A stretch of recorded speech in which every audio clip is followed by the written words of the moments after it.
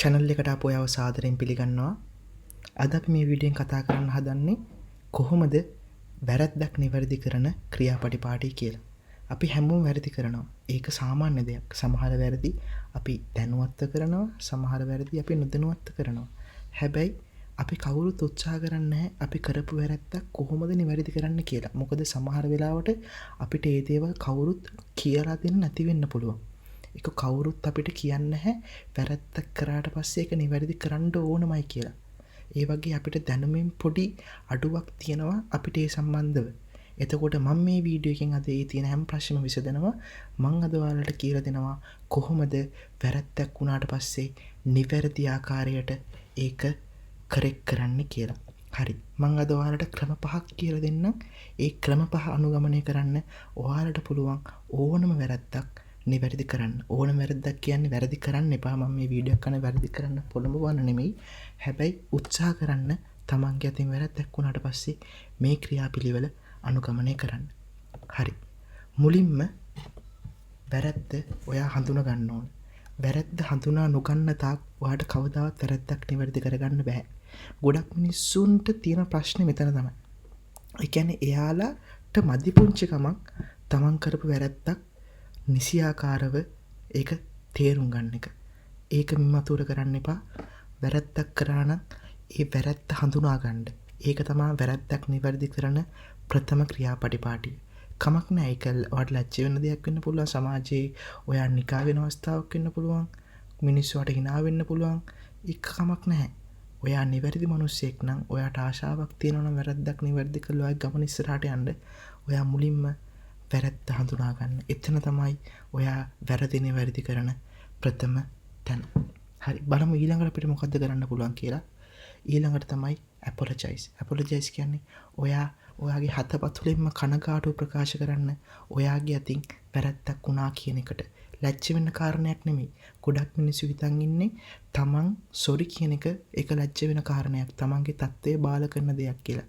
කවදාවත් එහෙම වෙන්න එපා. ඔයා මැචුව වෙනකොට සමහරවිට මේ වීඩියෝ එක බලන මම වයස් පරතරෙම දන්නේ නැහැ. ඔයාට කාලයක් යනකොට තේරෙනවා තමන් කරපු දෙයකට සොරි කියන එක ඒක හියුමන් ක්වොලිටි එකක් කියලා. ඒක කවදාවත් ලැජ්ජ වෙන දෙයක්වත් ඔයාගේ තත්ත්වය පහත් කරන දෙයක්වත් නෙමෙයි. ඒ නිසා වැරද්දක් කරාට පස්සේ ඒකට සමාව අයදින්න පුරුදු වෙන්න. අනිත් එක තමයි ඒ වැරද්දෙන් තව කෙනෙක්ට මොනවා හරි ප්‍රශ්නයක් වෙලා තියෙනවා නම් එයාගේ මොනවා හරි ඔයාගේ වැරද්දක් නිසා සිතින් නැත්තම් කායිකව මානසික මූල්‍යම වශයෙන් මොනවා හරි යාට වැරද්දක් වෙලා තියෙනවා නම් ඒකට සමාව අයදින්න. ඊට පස්සේ තමයි ඒක අපි නිවැරදි කරන්න ඕන.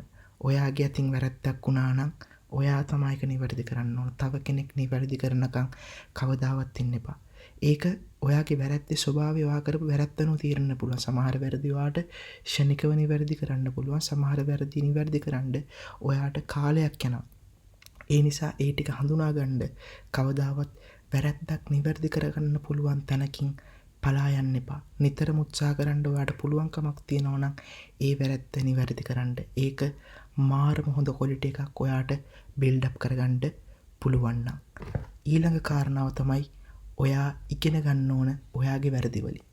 මම අහලා තියෙනවා සහ මම අත්දැකලා තියෙනවා අපි ග්‍රෝ වෙන්නේ අපි කරන වැරදි වලින්. අපි වැරද්දක් තේරුම්ගෙන අපි ඒ වැරද්ද නිවැරදි කරලා අපි ඒක ඉගෙන ගන්නවා නම් අපි ඊළඟ වැරද්ද කරන්න හදනකොට අපිට තේරෙනවා මම මෙතන වැරද්දක් කරා මම මේක කරන්න හොඳ නෑ කියන එක. අනිවාර්යෙන් වැරද්දකින් ඉගෙන ගන්න.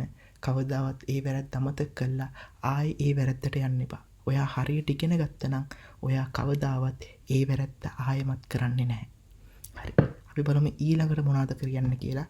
ඒ තමයි ඉදිරියට යන්න. ඔයා වැරද්දක් කරා හරි. දැන් ඔයා වැරදි නිවැරදි කරන ක්‍රම 4ක් පිළිපැදලා තියෙනවා. ඊට පස්සේ ඔයා කරන්න ඕන ඔයා ඉදිරියට යන්න ඕන.